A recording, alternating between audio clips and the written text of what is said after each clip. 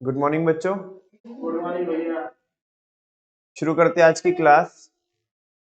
Topic हमने already शुरू करके रखा है, GDP and welfare.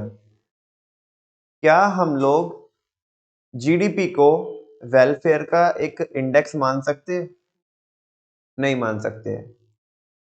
Normal normal ये बोले तो सुनने में सही लगता है, लेकिन अगर आप इसे डीपली समझेंगे तो हम ऐसा नहीं बोल सकते कि जीडीपी वेलफेयर का इंडेक्स है। और इसके 5 रीजन मैंने आपको बताए थे। पहला, डिस्ट्रीब्यूशन ऑफ जीडीपी। जीडीपी बढ़ तो रही है, लेकिन वो जीडीपी जिनकी वजह से बढ़ रही है केवल उनका ही क्या हो रहा है, वेलफेयर हो रहा है। बाकी 90% जनता का वेलफेयर नहीं हो रहा है। Distribution of GDP. दूसरा, चेंज इन प्राइस। जीडीपी तो बढ़ भी सकती है।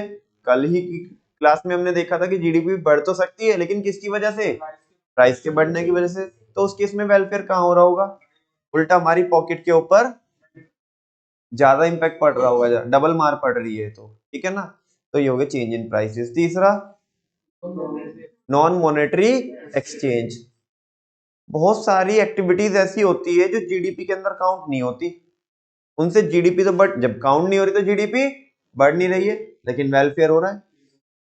लेकिन अगर आप यही चीज यूएसए में जाके देखोगे, जैसे ये बैकग्राउंड में समझ में आ रहा है ना आपको चल क्या रहा है।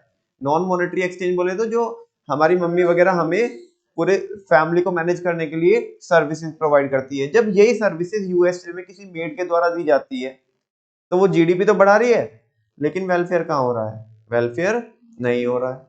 तीन तीन रीजन हो गए। चौथा, एक्सटर्नैलिटीज। वो दो टाइप की होती है, पॉजिटिव और नेगेटिव।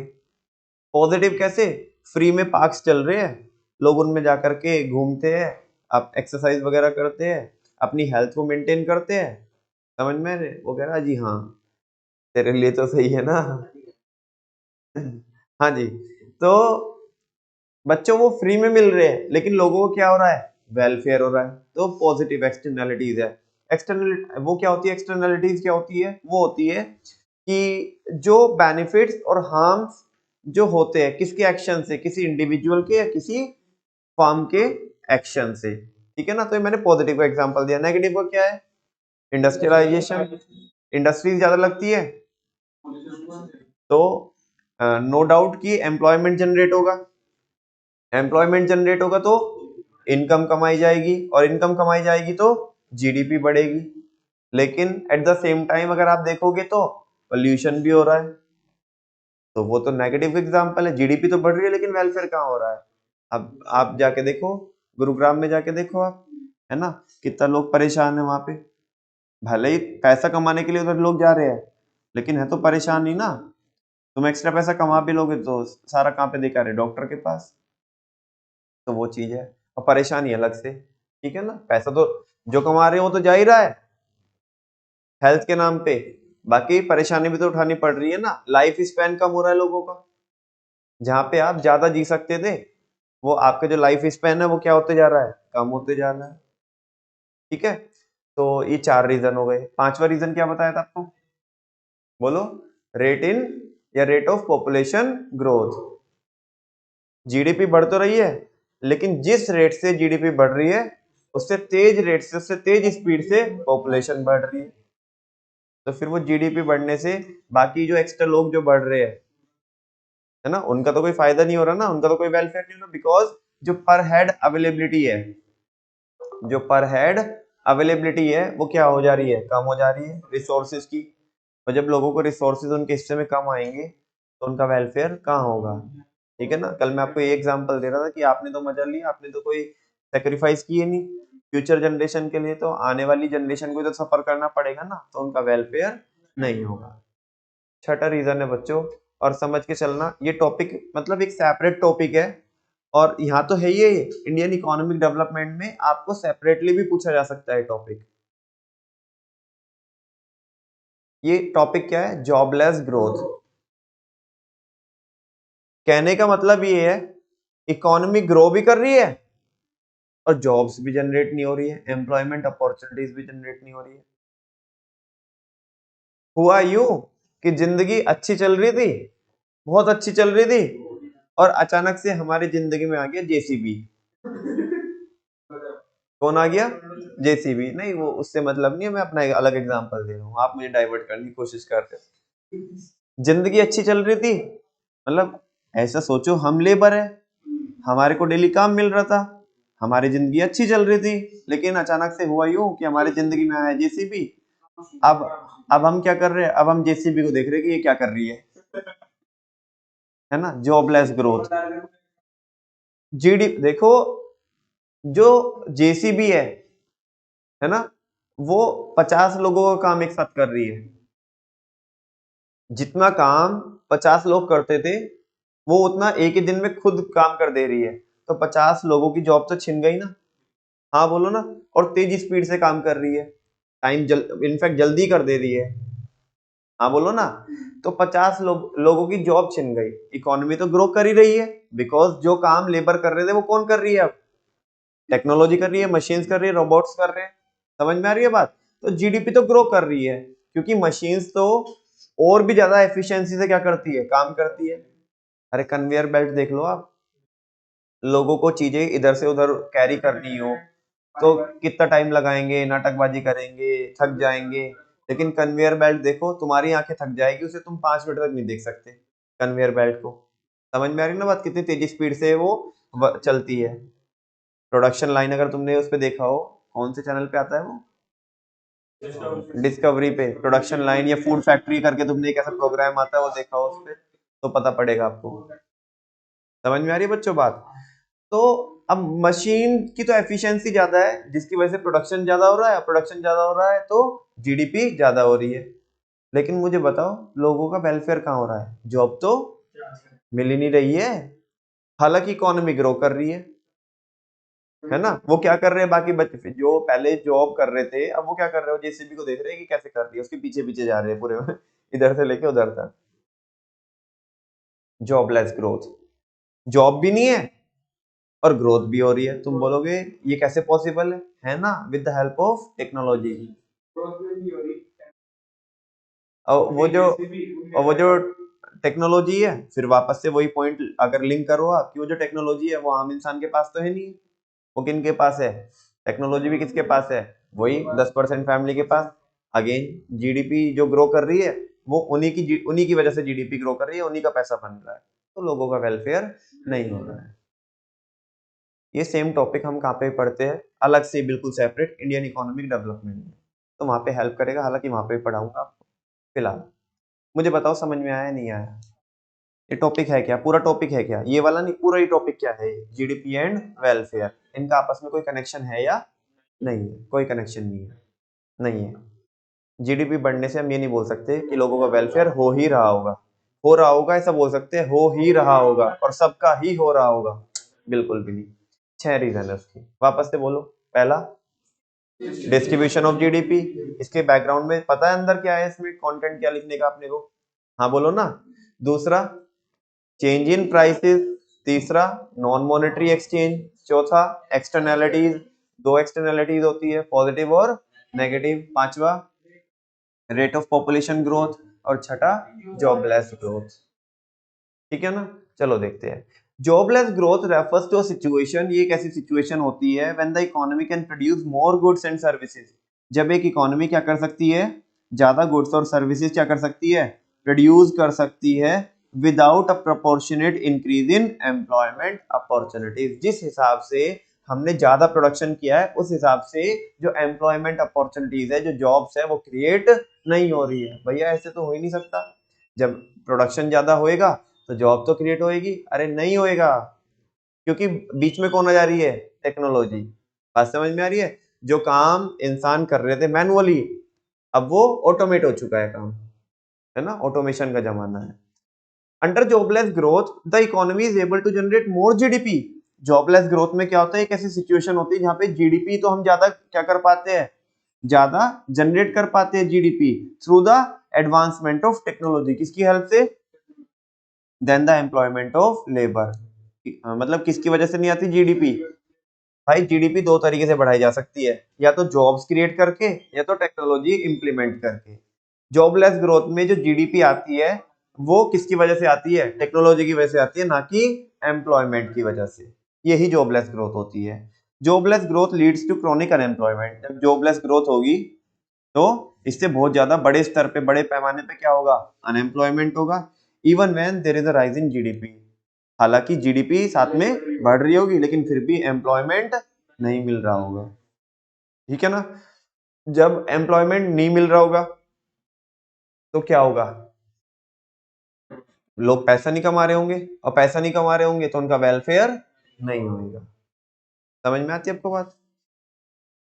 आगे, नमन भैया पैसा नहीं कमा रहे हैं तो उनका वेलफेयर नहीं होगा। अरे वही वाली बात है बेटा, जब जॉबलेस ग्रोथ होती है, जो अभी ये भाई साहब बोल रहे थे कि जो टेक्नोलॉजी लगाई वो 10% लोगों ने लगाई, वो तो पैसा बना रहे हैं, लेकिन जो आम जनता है 90% उसको तो जॉब भी नहीं मिल पा रही। अभी तो तुम बोल रहे थे कि जीडीपी किसका इंडेक्स नहीं होता? वेलफेयर का इंडेक्स नहीं होता। अबे कम से कम कुछ वेलफेयर के लिए आम जनता को कुछ तो पैसा चाहिए ना। अगर वो भी नहीं मिलेगा तो थोड़ा बहुत वेलफेयर हो रहा होगा, वो भी नहीं होएगा। ठीक है, मैं ये मानता हूँ कि पैसों को वेलफेयर का इंडेक्स नहीं मानना चाहिए, लेकिन 90% जनता, कम से कम उसकी बेसिक नीड तो पूरी होनी चाहिए, उतना वेलफेयर तो हो जाए। जीडीपी उतना तो वेलफेयर में कंट्रीब्यूट करती ही होगी। और उनको अगर वो भी पैसा नहीं मिलेगा तो उनका तो वो थोड़ा बहुत जो वेलफेयर था, उनकी जो जिंदगी चलनी थी, वो भी नहीं चलेगी। तो ये प्रॉब्लम है। ठीक है ना? This makes the people unhappy. जब लोग पैसा नहीं कमाएंगे, आम जनता पैसा नहीं कमाएंगी, तो इससे लोग नाखुश होंगे। ठीक है ना? Which will adversely affect the economic welfare, जिससे उनका इकोनॉमिक वेलफेयर क्या होगा? कॉम्प्रोमाइज होगा। कभी भी देख लेना, किसी भी फैमिली में अगर झगड़े हो रहे हैं ना, तो उसका बेसिक रीजन, रूट कॉज देख लेना जाकर के, क्या होगा? पैसा। किसी भी फैमिली में अगर किसी भी चीज को लेकर के झगड़े हो रहे हैं, रूट कॉज में जाओगे ना, तो उसका रूट कॉज क्या मिलेगा? पैसा। या तो भाई भाई आपस में लड़ रहे झगड़ रहे हैं, किसकी वजह से? प्रॉपर्टी की वजह से। ठीक है ना? और या वाइफ और हस्बैंड झगड़ रहे हैं, क्यों? नहीं नहीं, पैसों की वजह से, इन द सेंस ऐसे है कि हाँ, उसे क्या चाहिए? वो आजकल जमाना किसका? डेमोन्स्ट्रेशन का जमाना है, दिखावे का जमाना है, सोशल मीडिया का जमाना है। अब लोग डेटा कंज्यूम कर रहे हैं, है ना? डेटा कंज्यूम नहीं कर रहे हैं, अपनी लाइफ को एडवर्सली अफेक्ट कर रहे हैं। अब वो कुछ भी देख रहे हैं कि उसने ये लिया, उसने वो लिया, हमारे पास तो है नहीं है, तो वो उसको सुना रही है शाम के टाइम पे, तुम तो कुछ नहीं करते, हमारे पड़ोसियों ने जब से ये खरीद लिया, वो खरीद लिया, उधर वो उस नाटक में ऐसा देखा था हमने, वो ऐसे कोई प्रोडक्ट आ रहा है, तुम तो हमें दिलाते नहीं हो। ये बच्चे उधर, जो बच्चे हैं वो अपने पापा को बोल रहे हैं, ठीक है ना, तुम हमें कुछ नहीं दिलाते हो, है ना? वो देखो उन अंकल के बच्चे, देखो सारी चीजें उनके पास है, वो पहले साइकिल भी थी, अब उन्हें एक्टिवा दिला दिया। अब हमारे जब एक्टिवा चलाने की जमाना है, जिंदगी आई है, तो हम कह रहे हैं कि हमें कह रहे हो कि साइकिल दिला दूंगा। अरे हमें नहीं चाहिए तुम्हारी साइकिल, तुम पापा नहीं पापी हो तुम। ठीक है ना? तो ऐसे लड़ाई हो रही है। हाँ हाँ, ऐसा भी हो जाता है। ठीक है ना? वो कह रही है नहीं मेरे को तो ये चाहिए, वो कह रहा है नहीं मेरा बजट नहीं है। घर से प्लानिंग नहीं करके आए ना, क्या बजट है क्या नहीं है। अब कई बार ऐसा भी हो जाता है कि वाइफ को कोई चीज मार्केट में अच्छी पसंद आ जाती है, वो लेकिन वो आउट ऑफ बजट होती है, तो कस्टमर उधर ही आपस में लड़ने झगड़ने लग जाते हैं। ठीक है ना? तो इससे लोग अनहैप्पी होते हैं, तो कहीं ना कहीं उनका क्या हो रहा है? जो वेलफेयर है वो कॉम्प्रोमाइज होता है। फाइनली बच्चों, ये टॉपिक आएगा ना, तो इसका आपको कंक्लूजन भी लिख के आना पड़ेगा। ठीक है ना? कंक्लूजन ये है कि it can be concluded that, finally it can be concluded that GDP may not be taken as a satisfactory. मतलब जीडीपी को एक बराबर, है ना, अप टू द मार्क, एक मेजर पैमाना नहीं मान सकते किसका? इकोनॉमिक वेलफेयर का, due to the above mention limitation. किसकी वजह से? क्योंकि हमने ऊपर 6 पॉइंट बताए, 6 लिमिटेशन बताए। येट इट डज रिफ्लेक्ट, ध्यान से सुनो, मैं थोड़ी देर पहले भी ये तो समझा रहा था आपको कि भाई पैसों से थोड़ा बहुत तो वेलफेयर होता ही है ना, कम से कम बेसिक नीड्स तो हमारी पूरी होती है। Yet it does reflect some index of economic welfare. हालांकि ऐसा नहीं है कि बिल्कुल भी वेलफेयर नहीं होता, कुछ हद तक क्या होता है? वेलफेयर होता है। कल जब मैंने इस टॉपिक को पढ़ाना शुरू किया था, जब भी यही बोल रहा था, और अब खत्म कर रहा हूं तो अभी भी यही बोल रहा हूं। ठीक है? Last topic of this book and this chapter, green GNP. GNP बोले थे ग्रोस नेशनल प्रोडक्ट। ठीक है ना? ऐसे जैसे ग्रीन जीएनपी है, जीडीपी भी हो सकता है, एनएनपी भी हो सकता है, बस अब वो बुक में ग्रीन जीएनपी है तो उसको ऐसे पढ़ लेंगे हम। बाकी ग्रीन लगाओ कोई भी 8 कॉन्सेप्ट के साथ में, उससे कोई फर्क नहीं पड़ रहा, वो बस जैसा कॉन्सेप्ट है उसी के अकॉर्डिंग हम उसे एडजस्ट कर लेंगे। लेकिन सबसे ज्यादा जो कॉन्सेप्ट है ग्रीन जीएनपी, ठीक है ना, वो यहाँ पे पढ़ा रहे हैं। ग्रीन जीएनपी क्या होता है, कल भी बताया था मैंने आपको, हमने पैसा बनाने के लिए, पैसा कमाने के लिए बहुत सारा एनवायरनमेंट को हार्म पहुंचाया, है ना। तो गवर्नमेंट बोल रही है आपने कमाए तो 5 लाख रुपए, लेकिन 1 लाख रुपए तो आपने, 1 लाख रुपए का तो आपने एनवायरनमेंट को क्या किया है, हार्म पहुंचाया है। मतलब अब तुम बोलोगे ऐसे कैसे काउंट करेंगे, कैसे मेजर करेंगे कि 1 लाख रुपए का हार्म पहुंचाया है। बस वो गवर्नमेंट क्या कर रही है, गवर्नमेंट बोल रही है कि वो ऐसे तो हम बता नहीं सकते कि कितना आपने हार्म पहुंचाया है, लेकिन जो तुमने रायता फैलाया है ना, इसको समेटने के लिए 1 लाख रुपए लगेंगे। तो इसका मतलब तुमने बस इतने का नुकसान किया है भाई, तुमने इतना कार्बन डाइऑक्साइड फैलाया है एनवायरनमेंट में, तुमने वाटर बॉडीज को क्या किया, आपने पॉल्यूट किया, ठीक है ना। उसको जैसे जो तुम्हारी इंडस्ट्री में से जो वेस्ट निकल रहा है, तुम्हारी फैक्ट्री में से वेस्ट निकल रहा है, जिससे वाटर बॉडीज क्या हुई है, पॉल्यूट हुई है, उसकी साफ सफाई कराने में हमारे इतने रुपए लगेंगे। समझ में आ रही है बात, तो वो पहले जैसी हो जाएगी, ठीक है ना। तो हमने 5 लाख कमाए, लेकिन 5 लाख को कमाने के लिए 1 लाख का एनवायरनमेंट का नुकसान किया, या ऐसे बोल सकते हो कि एनवायरनमेंट को वापस से उसी फॉर्म में रिस्टोर करने के लिए 1 लाख रुपए लगेगा। तो आपने सीधे सच्चे से, है ना, जिससे एनवायरनमेंट को कोई हार्म ना हो, ऐसा पैसा कितना बनाया आपने, 4 लाख रुपए। कितना बनाया, किसको एडजस्ट कर दो उसमें से, जितना आपने एनवायरनमेंट को हार्म पहुंचाया, ओवरऑल कमाए जो आपने कमाया उसमें से जो एनवायरनमेंट को हार्म पहुंचाया उसको लेस कर दो, एडजस्ट कर दो, बाकी जो बची हुई आपकी जो जीएनपी रही है, जीडीपी, अगर मैं जीडीपी की बात करता हूं तो वो क्या रहने वाली है, ग्रीन रहने वाली। क्या रहने वाली है, ग्रीन का मतलब इसमें आपने कोई दूसरे को नुकसान, इतने से कोई नुकसान नहीं पहुंचाया। हालांकि मतलब ये बोलने के लिए भाई जो नुकसान पहुंच गया वो तो पहुंच गया, ठीक है ना, बस ऐसा बोलने के लिए कि ये तो ऐसा है, समझो कि 5 लाख में तो दाग लगा हुआ है। क्या लगा हुआ है, तुम्हारे ऊपर ऐसे आरोप लगे हुए हैं, तुमने एनवायरनमेंट को हार्म पहुंचाया है, तुमने पोल्यूशन किया है, वाटर बॉडीज को क्या किया है, पॉल्यूट किया है, बहुत गंदगी फैलाई है, तुम्हारी वजह से ये हो रहा है, वो हो रहा है, लोगों की हेल्थ बिगड़ रही है। लेकिन जब हम ये बोल देते कि तुमने 4 लाख की ग्रीन जीएनपी जनरेट की है ना, तो तुम्हारे ऊपर से सारे दाग जो है ना वो हट गए। बस ऐसा है, क्योंकि अब तुमने 1 लाख रुपए गवर्नमेंट को दे दी ना, कि भाई हमने 5 लाख में क्या किया, जब 5 लाख कमाए, हमने नुकसान किया चलो एनवायरनमेंट का, तो तुमने हमारे से 1 लाख रुपए ले भी तो लिए, किसके लिए, एनवायरनमेंट को रिस्टोर करने के लिए। तो ये तो इन पे, अब ये जो 4 लाख बचे इन पे तो कोई दाग नहीं है ना, अब मत बोल देना फालतू, ठीक है ना, कि तुमने ये किया है वो किया है। ये तो भैया बिल्कुल सीधे सच्चे पैसे है, ठीक है ना, इन पे ऐसे मत दाग लगाना कि तुमने ये किया वो किया, जब हमने तुम्हें 1 लाख रुपए दे दिए तो कर लो, रिस्टोर कर लो। हालांकि बस ऐसा कॉन्सेप्ट है कि जस्ट वो पैसे मॉनेटरी टर्म्स में, लेकिन जो नुकसान हो गया उसकी कोई भरपाई नहीं होती, ठीक है ना। अब जो एनवायरनमेंट को हार्म पहुंच गया, जो नेचर को आपने बिगाड़ा, ठीक है ना, जो नेचर की ब्यूटी को आपने क्या किया, उसको एक टाइप से डिस्ट्रॉय किया, है ना, जो ब्यूटी थी नेचर की, अब वो कोई ना वापस से ऐसे रिस्टोर की जा सकती है। भाई नेचर नेचर है, तुम नेचर के सामने ऐसा कोई कुछ कर सकते हो कि तुम्हारी बहुत नेचर के सामने चलती है, कुछ भी नहीं हो तुम, नेचर अपना थोड़ा सा भी एक रूप दिखाएगी ना, सारे घर भागते पाओगे, घर को भी उड़ा के ले जाएगी वो, ठीक है ना। अच्छा भाई, हाँ, नहीं नहीं, फिर ऐसा बोलना फिटकरी कहाँ से निकालेंगे, फिटकरी भी वो उधर से निकालेंगे, नेचर से निकालेंगे, तो वो उधर, मतलब कुल मिला के ये है, एक चीज को सही करने के लिए दूसरी जगह रायता फैलाया, फिर दूसरी को सही करने के लिए तीसरी जगह रायता फैलाओगे। भाई ये नेचर है, नेचर से नहीं जी सकते आप हो एक पिद्दी से इंसान, ठीक है ना। अभी आपको ऐसा लगता है कि बस ये पूरी दुनिया है, अर्थ है और यहाँ पे जीवन है, अभी कुछ भी नहीं पता तुम्हें, कुछ भी नहीं पता, ठीक है ना। हम लोगों को, हम बस ऐसे ही लोग ऐसे ही घमंड में फिर रहे अपने कि मेरे को ये पता है, मेरे को वो पता है, मेरे को ये आता है वो आता है, कुछ नहीं है, तुम पिद्दी हो, है ना, कहीं पे एग्जिस्टेंस ही नहीं है तुम्हारी, पता नहीं। और इतनी गैलेक्सी है और दूसरी गैलेक्सी है, ये है, पता नहीं कहाँ कहाँ पे दुनिया है, उन्होंने क्या क्या किया, तुम खुश हो रहे हो कि हाँ मार्स पे जाएंगे, पता नहीं और भी लोग होंगे इसमें, इस पूरे ब्रह्मांड में जो कुछ भी कर रहे होंगे, है ना। तो फालतू में अब ऐसा, ठीक है, जो तुमने रायता फैलाया उसको जस्ट मॉनेटरी नंबर्स में क्या कर देते हैं, मेजर कर देते हैं, और बस तुम्हारे ऊपर जो लगा हुआ दाग है ना वो हटा देते हैं, तो बस वो ग्रीन जीएनपी हो गया कॉन्सेप्ट, देख लो। सम इकोनॉमिस्ट एंड पॉलिसी प्लानर्स, कुछ जो इकोनॉमिस्ट है या जो पॉलिसी फ्रेम करते हैं, have suggested the concept of green GNP. उन्होंने कुछ ऐसा सजेशन लेके आए कि जो लोगों के ऊपर जो दाग लगे हुए ना, है ना, वो दाग हटा देते हैं, सर्फ एक्सेल का ये ऐसा कॉन्सेप्ट जैसे लेके आए, ठीक है ना। Green GNP measures national income, green GNP measure करती है नेशनल इनकम को या आउटपुट को, adjusted for the depletion of natural resources, जो आपने नेचुरल रिसोर्सेज को डिप्लीट किया उतने रुपए से एडजस्ट कर दो ओवरऑल इनकम को, तो बाकी जो रिमेनिंग जो आपकी इनकम बचेगी वो क्या है, वो क्लीन जीएनपी है या उसे ग्रीन जीएनपी बोलो आप। And degradation of the environment, मतलब जो आपने नेचुरल रिसोर्सेज को डिप्लीट किया है जितने रुपए का, या जितने अपने एनवायरनमेंट को हार्म पहुंचा है, डिग्रेड किया है, उतना पैसा एडजस्ट करके ओवरऑल में से बाकी बचा हुआ ग्रीन है।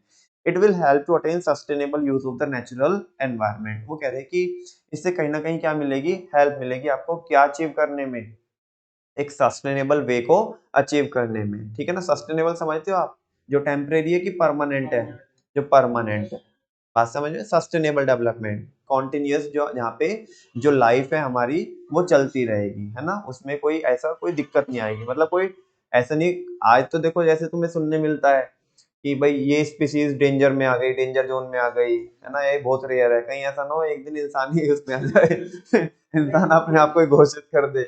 भाई जब इतना रायता फैलाएंगे, इतना पोल्यूशन करेंगे, तो एक टाइम पे ऐसे ही होगा, लोग अपने आप को खुद ही खत्म करेंगे। ठीक है, या बाकी रोबोट्स वगैरह बना करके खत्म करेंगे। हाँ बोलो ना भाई। मुझे तो वो बोलते हैं ना लोग, ऐसा बोलते हैं कि जैसे स्पिरिचुअली बोलते हैं कि एक दिन ऐसा होगा, प्रलय आएगी, ये होगा वो होगा, बारिश आएगी, आंधी आएगी, दुनिया खत्म हो जाएगी। मुझे लगता है दुनिया ऐसे खत्म नहीं होगी। दुनिया ऐसे खत्म होगी कि लोग इतना एडवांस हो चुके होंगे, टेक्नोलॉजी को इतना एडवांस कर देंगे कि वो टेक्नोलॉजी जो इंसान ने बनाई है वो इंसान को ही खत्म कर देगी। जैसे वो रोबोट में दिखाता है ना, रोबोट मूवी में, वो वैसा कुछ करके। ठीक है ना, टेक्नोलॉजी इतना आगे निकल जाएगी एक टाइम पे। ठीक है ना, it will help to attain sustainable use of the natural environment. को कह रहे हैं कि ग्रीन जीएनपी अगर आप ऐसा करते हो तो इससे ना हम ना सस्टेनेबली कॉन्टिन्यूसली यूज कर सकते हैं, किसको, अपने एनवायरनमेंट को। क्यों, तुम बोलोगे कैसे, ये ऐसे कैसे बोल रहा है, मैं बता रहा हूँ कैसे बोल रहा है। ये बोला कि तुम रायता फैलाओ, गवर्नमेंट को पैसा दे दो, वो गवर्नमेंट उसे क्या कर देगी, रिस्टोर कर देगी, तुम उसे फिर क्या करते रहना, यूज करते रहना। तो कॉन्टिन्यूसली तुम उसे सस्टेनेबली क्या करते रहना, यूज करते रहना, किसको, नेचुरल एनवायरनमेंट को। लेकिन बेटा ऐसा नहीं होता, एक बार जो चीज बिगड़ गई ना, अब तुमने उसे आर्टिफिशियली क्रिएट तो कर दी वैसे, लेकिन जो नेचुरल जो चीज थी ना, वो नेचुरल वो ओरिजिनल फॉर्म में नहीं आ पाएगी। वो बात नहीं लिखी हुई है यहाँ पे। ठीक है ना, वापस से पढ़ता हूँ। It will help to attain sustainable use of the natural environment. इससे आप आपके नेचुरल एनवायरनमेंट को सस्टेनेबली कॉन्टिन्यूसली यूज कर सकते हो। And equitable distribution of benefits of development. जो डेवलपमेंट आज आपने देखा है वो आने वाली जनरेशन को भी वो डेवलपमेंट देखने मिलेगा, बिकॉज ये कॉन्सेप्ट ऐसा मान के चल रहा है क्योंकि जो तुमने रायता फैलाया था गवर्नमेंट उसे सही कर देगी वापस से, तो आने वाली जो जनरेशन है तो वो भी इस डेवलपमेंट को क्या कर सकती है, एंजॉय कर सकती है, जो डेवलपमेंट चल रही है। ऐसा नहीं है कि तुमने रायता फैला के चले गए और बस वो भुगतना उन्हें पड़ रहा है ना। a large number signifies greater sustainability। ये अभी सुनो, आई थिंक आपको समझ में नहीं आएगा लास्ट में क्या लिखा है। वो कह रहा है कि ग्रीन जीएनपी जितना ज्यादा होगी उतना ज्यादा क्या है, वो किसको सिग्निफाई करती है, किसको शो करती है, सस्टेनेबिलिटी को। वैसे तो देखा जाए तो ग्रीन जीएनपी अगर ज्यादा है तो ये अच्छी बात है, लेकिन उसके साथ साथ फिर वो भी तो हो रहा है। भाई मान लिया, सुनो एक चीज मैं आपको दो एग्जांपल देता हूँ, मेरे को बताना कि कौन सी सिचुएशन बेस्ट है। आपने 5 लाख रुपए बनाए और ग्रीन जीएनपी आई आपके 10,000 रुपए, है ना।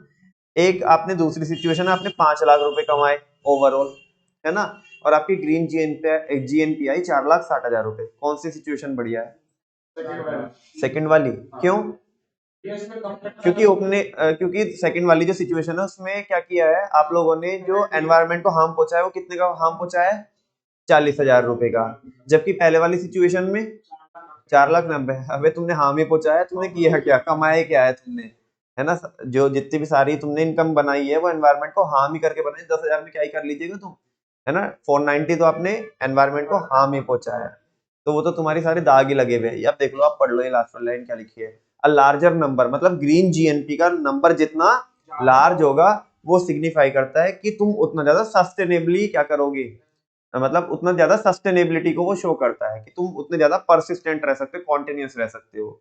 भाई एक बात बताओ यार, तुम मतलब देखो ये कितना बुरा है कि तुमने 5 लाख बनाए और तुम्हारी ग्रीन जीएनपी 10,000 रुपए है। तो समझो ये जो प्रकृति है ना और ये जो धरती है इसका विनाश तय है बस। अब ज्यादा टाइम लगेगा नहीं क्योंकि तुमने जो नेचर है ना उसको लूटा ही लूटा है।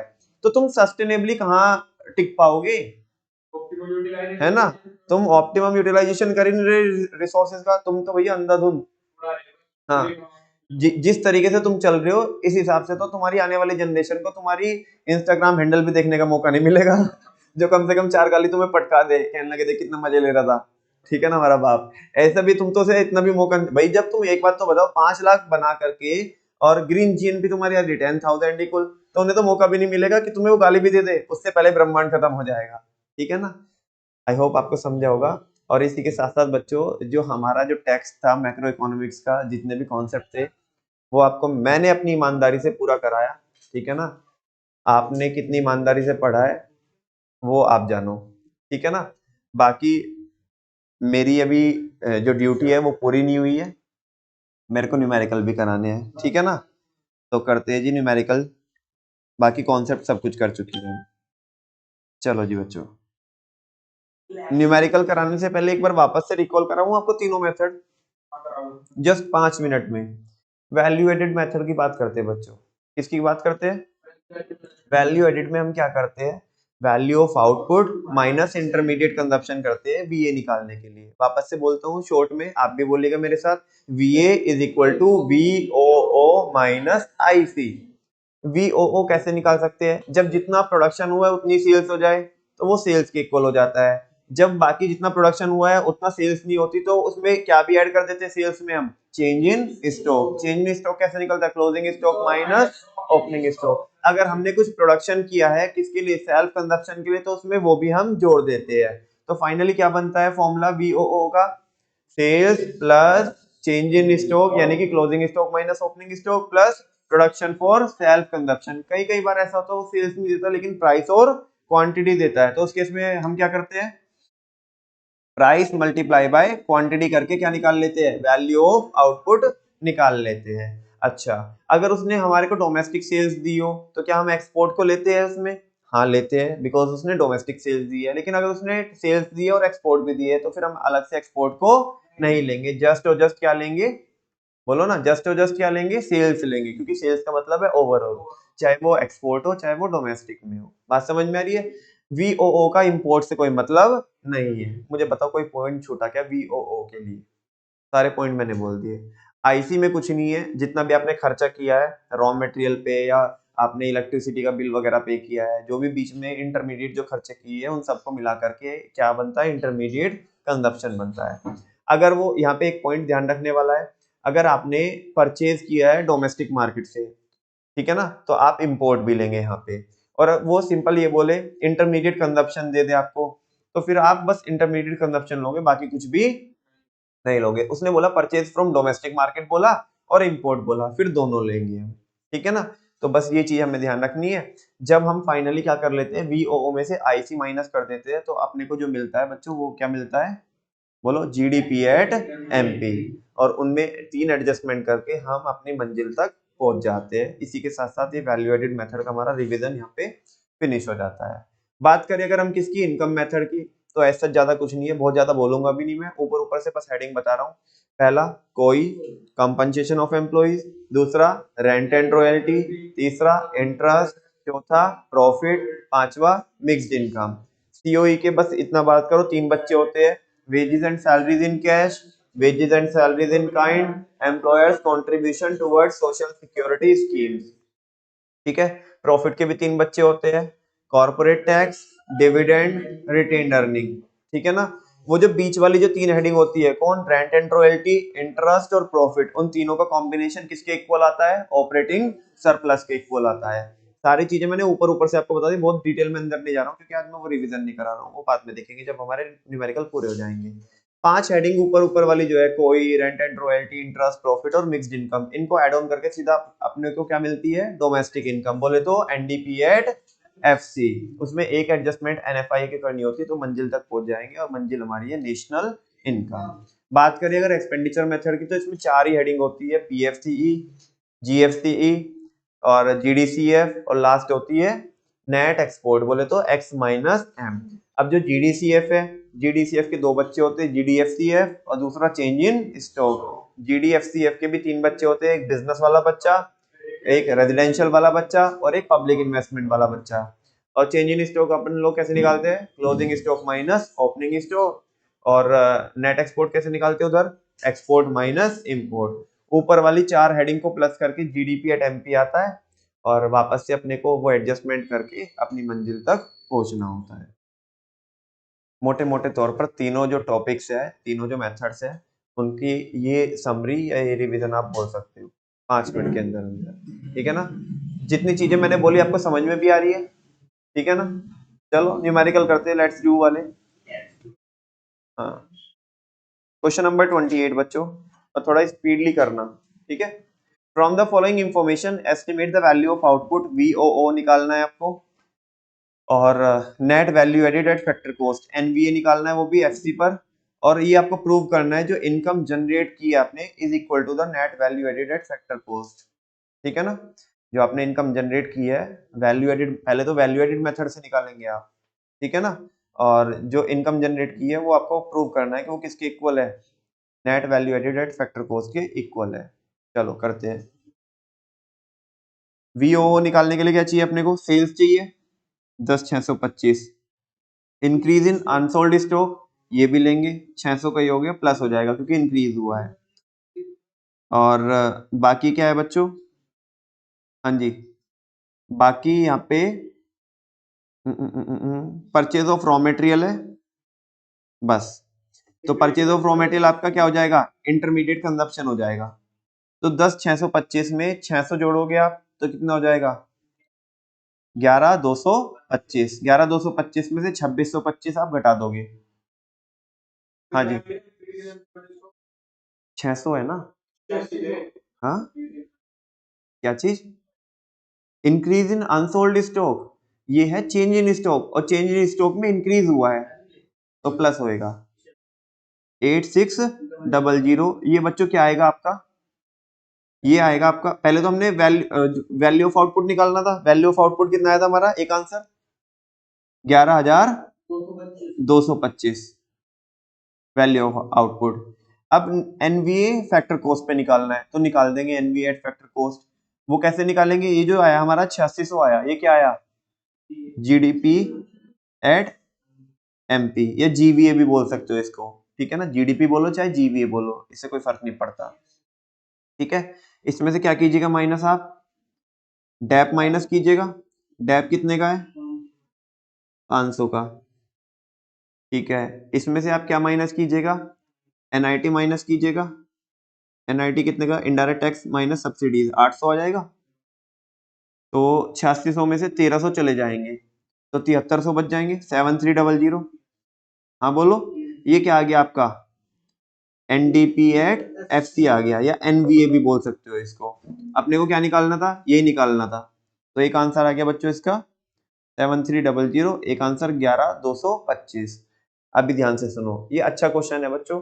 ये कह रहा है कि आपको ये प्रूव करके दिखाना है कि जो इनकम आपने जनरेट की है बच्चों, है ना, वो किसके इक्वल है, एनवीएडएफसी के इक्वल है। एनवीएडएफसी तो हमने निकाल लिया, अब इनकम निकालनी है।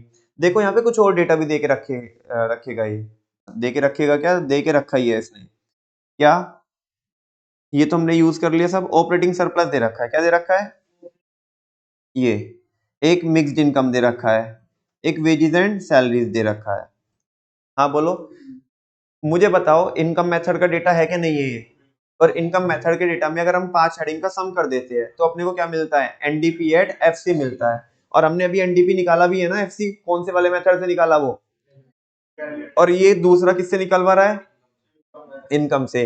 अब देखो 3 हेडिंग का सम इसने दिया ऑपरेटिंग सरप्लस, तो 3 तो वही हो गई, एक मिक्स्ड इनकम हो गई और एक इसने वेजेस एंड सैलरीज दिया। वेजेस एंड सैलरीज किसका बच्चा होता है, कॉम्पनसेशन का बच्चा होता है।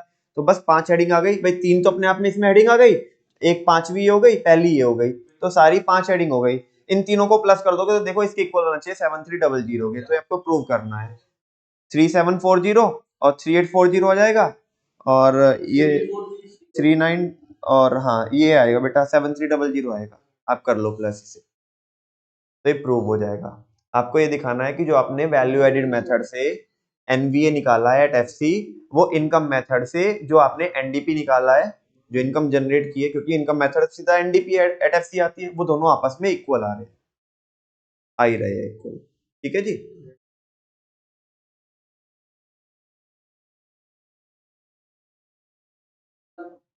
हाँ जी, सबका हो गया ना ये। नेक्स्ट क्वेश्चन नंबर 29, बड़ा अच्छा क्वेश्चन है ये। ऑपरेटिंग सरप्लस निकालना है आपको।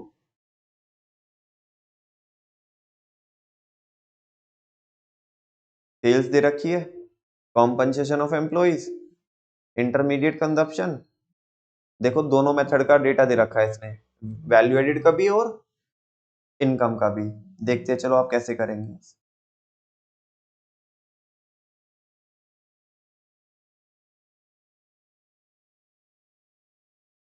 पहले वैल्यू एडिड से वो निकाल लो आप बच्चों, इसमें क्या निकालोगे, एनडीपी निकाल लो, एनडीपी एट एफसी, है ना। फिर इनकम मेथड से निकालोगे आप 5 हेडिंग को जोड़ करके, ठीक है ना। और 5 हेडिंग का क्या है, आपको ऑपरेटिंग सरप्लस निकालना है। तो 5 में से देखो क्वेश्चन में 2 तो दे के रखेगा, एक क्या दे के रखेगा, एक तो सीओई दे के रखेगा, एक मिक्स्ड इनकम दे के रखेगा। हाँ बोलो ना। और तीनों का कॉम्बिनेशन क्या हो जाएगा, ऑपरेटिंग सरप्लस।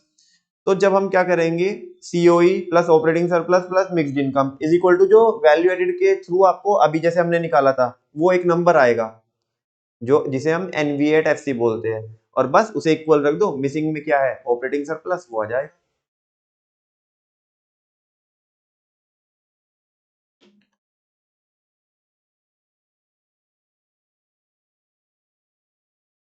अब देखो यहाँ पे जैसे रेंट दे रखा है बच्चों, और इंटरमीडिएट कंजप्शन दे रखा है। तो यहाँ पे देखो थोड़ा माइंड में कुछ कुछ भी आपके डाउट्स आएंगे। एक तो आपको ऐसा लगेगा ये जो रेंट है ये खर्चा है, क्या है, खर्चा है। समझ में आ रही है बात। तो चलो खर्चा है तो फिर भी हम इसे नहीं लेंगे, क्यों नहीं लेंगे, क्योंकि इंटरमीडिएट कंजप्शन दे रखा है उसने, एक बात। और दूसरा ये रेंट कौन सा भी हो सकता है, रेंट जो हमें रिसीव हुआ होगा, क्योंकि इसने इनकम मेथड का भी डेटा दे रखा है। हाँ बोलो ना। और फिर भी हम उसके क्या नहीं करने वाले, कुछ भी करने वाले नहीं है। क्यों नहीं करने वाले, क्योंकि हमें क्या निकालना है, ऑपरेटिंग सरप्लस। तो ऑपरेटिंग सरप्लस के अंदर वो ऑलरेडी रहता ही है, ऐसा।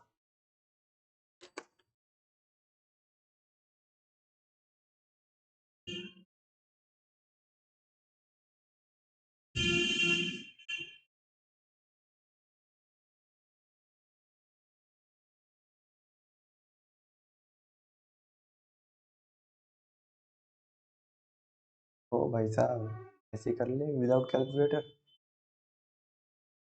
पेपर में कहाँ से लाएगा कैलकुलेटर।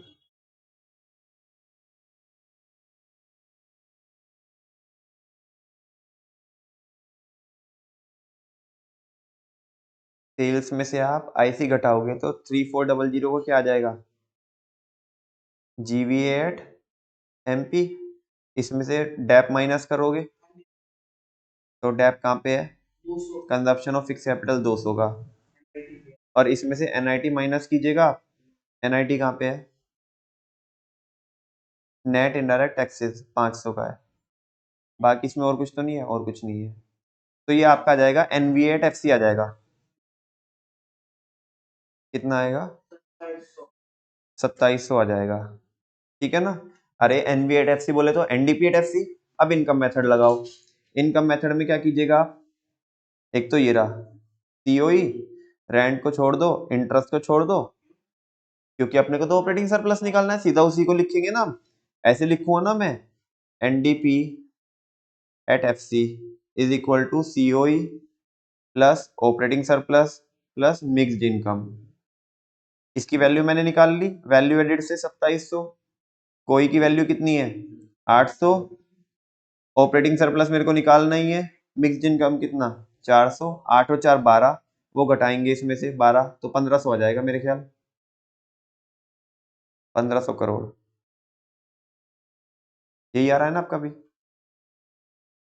बताओ सही है ना ये क्वेश्चन। नमन भैया इसका क्या करेंगे, रेंट का कुछ नहीं करने का, काटा लगाओ इस पे, काटा लगा, हाँ काटा लगा, आगे बोलो। अब नहीं बोलने का, अपनी मर्जी से तो बोल देगा। बाकी सब हमने यूज ही कर लिया सारा डेटा।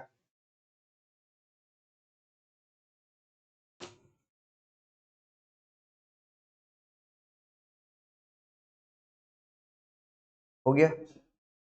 एक और क्वेश्चन करो बस आज, उसके बाद कल करेंगे। सिद्धि सा है ऑपरेटिंग सरप्लस निकालने का।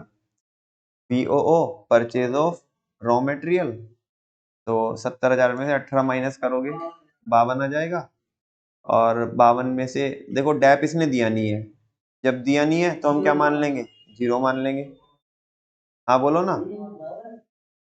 और NIT माइनस कीजिएगा आप उसमें से, तो कितना हो जाएगा 49। और वेजेस एंड सैलरीज दे रखा है, इसका मतलब मिक्स्ड इनकम भी हमारे पास कोई तरीका नहीं है निकालने का। हाँ बोलो ना। मिक्स्ड इनकम निकाल सकते हैं क्या हम, या किसी तरीके से नहीं निकाल सकते, तो मिक्स्ड इनकम को भी क्या मान लेंगे, 0 मान लेंगे। तो ये मेरे ख्याल 24,000 आ जाएगा ऑपरेटिंग सरप्लस। करो कैलकुलेट।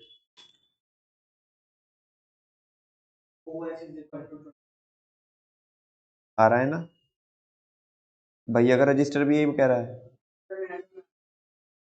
घर तो देख ही लेता होगा। 24 ही आ रहा है ना। चलो जब ऐसी बात है तो एक और कर लो। है कर लो प्लीज। हाँ प्लीज। कुछ मांगा मैंने आज तक आपसे, बताओ। इसी बात पे तो मैं तुम्हारे ऊपर जान छिड़कता हूँ, लेकिन तुम इतने नालायक हो, तुम मांग भी लेते हो।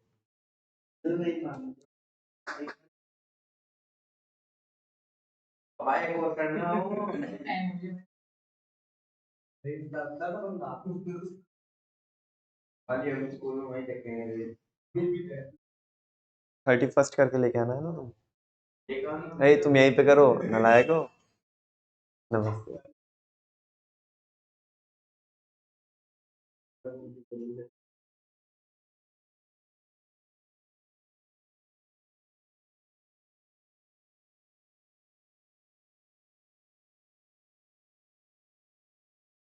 अभी मिक्स चल रहे हैं क्वेश्चन बच्चों, ऐसा नहीं कि बस वैल्यू एडेड के या इनकम के आएंगे, मिक्स चल रहे हैं अब ये सब।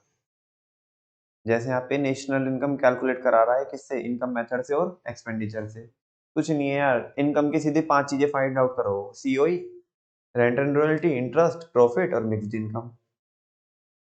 उसमें NFI जोड़ के नेशनल इनकम आ जाएगी। एक्सपेंडिचर मेथड से 4 आइटम लाओ और फिर उसमें एडजस्टमेंट कर दो 3।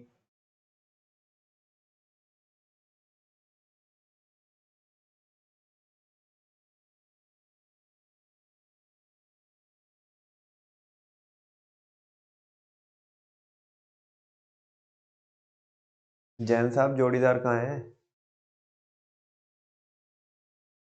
पता तो है, ऐसी बात तो है नहीं। ऐसा तो हो नहीं सकता कि जैन साहब यहाँ और जोड़ीदार का ना पता हो कहाँ है।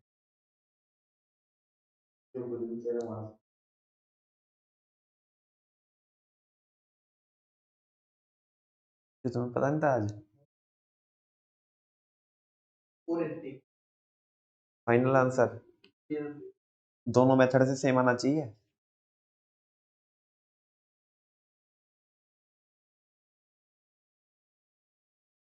तो देखते हैं, PFC, GFC, GD, FCF है, और चेंज इन स्टॉक भी लेंगे इसमें। Closing stock minus opening stock, तो 25 में 15 जाके 10 बनेगी, तो ये टोटल हो जाएगा 80। ठीक है ना। नेट एक्सपोर्ट और देख लेते हैं। नेट एक्सपोर्ट कहाँ पे है, इंपोर्ट ये रहा, एक्सपोर्ट ये रहा। तो एक्सपोर्ट में तो -10 हो जाएगा ये, है ना, -10। तो ये आ जाएगा 350, 450, 450 में 80 जुड़ेंगे 530, 520 आएगा बेटा एक्सपेंडिचर मेथड से। हमने 480 कैसे निकाल दिया, देखो 520 आ रहा कि नहीं आ रहा तुम्हारा। इनकम से भी निकाल लेते अभी। COE ये रहा 250, रेंट एंड रॉयल्टी, रेंट दे दिया और रॉयल्टी दी नहीं यहाँ पे। तीसरा है आपका इंटरेस्ट, ये रहा। प्रॉफिट, प्रॉफिट के लिए उसने क्या दिया है, नीचे दे रखा है सबसे लास्ट में प्रॉफिट। और फिर है मिक्स्ड इनकम, मिक्स्ड इनकम कहाँ पे है, ये रहा 35। बस ये सब प्लस हो जाएगा 285 290, 360, 385, इसमें 485 आ रहा है। 485 तो वे आ गया ना डोमेस्टिक इनकम। 485 डोमेस्टिक इनकम और इसमें NFI जोड़ेंगे 480। ऐसा क्यों डिफरेंस क्यों आ रहा है दोनों से? कहाँ पे? 520। अच्छा वो एडजस्ट नेशनल इनकम निकालनी है, एडजस्टमेंट मैंने नहीं किया। बिल्कुल सही कह रहे हो आप। क्या भैया इस, इस बार मत आप करना, हमारे पास ब्रह्मास्त्र है। नहीं बेटा ऐसा हो ही नहीं सकता। 520 520 में से डेप्रिसिएशन घटाइएगा आप। कहाँ है depreciation? Consumption of fix capital -10 minus क्या कीजिएगा NIT नेट इनडायरेक्ट टैक्सेस, ये रहा 25 का। और लेकिन तू जस्टिफाई नहीं कर पाया था कि नहीं, मैंने वो 520 बोला ना, तो तू ये नहीं बता पाया कि नहीं 480। अच्छा और NFI एक इसमें से क्या हो जाएगा प्लस होगा, लेकिन वो -5 है, तो आई थिंक उतना ही आ जाएगा ये। तो कितना हो जाएगा ये 35 घट जाएंगे इसमें से, तो और वो भी मैं 35 के 40 ही घटेंगे तो 480 आएगा। 480 is the right answer.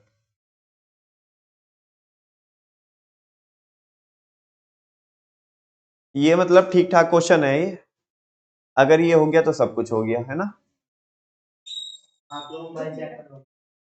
Mobile नहीं, तू कुछ और ही जुगाड़ करके रखा है। चल एक मेरे सामने सॉल्व करिए कल, ठीक है ना, कोई भी मेरी मर्जी का।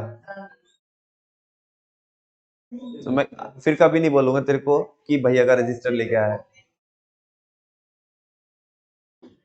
हो गया भाई इसका आंसर 480 आ रहा है। 480। जी बिल्कुल। थैंक यू वेरी मच बच्चों, आज के लिए इतना ही करते हैं, बाकी क्वेश्चन करेंगे हम कल। कल कम से कम 15 क्वेश्चन का टारगेट होगा हमारा, ठीक है ना, 15 क्वेश्चन हम क्लास में करेंगे।